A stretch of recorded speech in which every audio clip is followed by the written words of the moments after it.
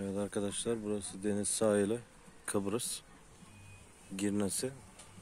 Burada limanda, denizde böyle gemiler var.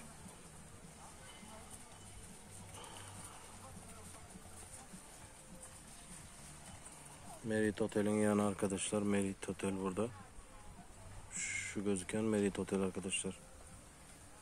Şu hemen.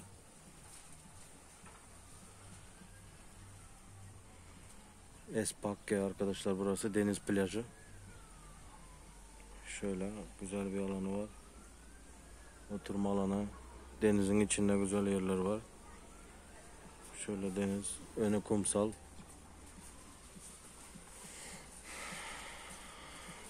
Bu da ben arkadaşlar, oturuyoruz şurada. Espakke.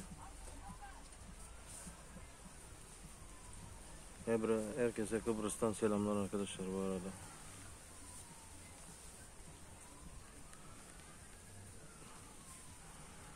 Tımı Sürpriz YouTube kanalımıza arkadaşlar abone olmayı unutmayın. Beğeni yazın, yorum yazın arkadaşlar. Burası Kıbrıs. Ben Baba Murat Mettiyev, bu kanalın sahibi arkadaşlar. Kanalın kurucusu. Arayabilirsinizler. Tımı Sürpriz hizmetleri sizi bekliyor arkadaşlar.